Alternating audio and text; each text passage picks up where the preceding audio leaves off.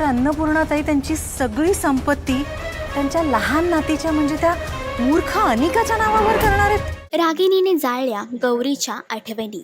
राजन आहे अस्वस्थ. कमळीने घेतला नवा निश्चय. कमळी ही मालिका सध्या एका उत्कंठवर्धक वळणावर येऊन पोचलेली आहे. मालिकेच्या आगामी भागामध्ये अन्नपूर्णा आजी आपल्या मोठ्या नातीची वाट पाहत आहे आणि ती येणार नाही. त्यामुळे आता आजी थोडी अस्वस्थ झाली आहे आणि त्यामध्येच ती आता आजारी पडली आहे. त्यामुळे राजन थोडा अस्वस्थ झाला आहे.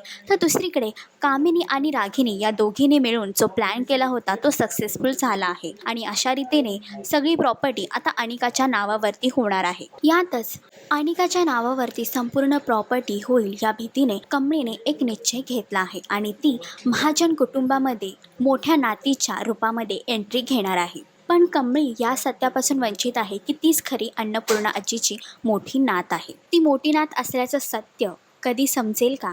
आणि कमळीचा हा प्लॅन अनिका आणि कामिनी ह्यांच्यासाठी कोणता नवा ट्विस्ट घेऊन येईल हे पाहण्यासाठी मालिका नक्की पहा. आणि अशीच अपडेट जाणून घेण्यासाठी तुम्ही आमचं चॅनल टेलीचक्कर रिजनल याला लाईक, शेअर आणि सबस्क्राईब नक्कीच करा.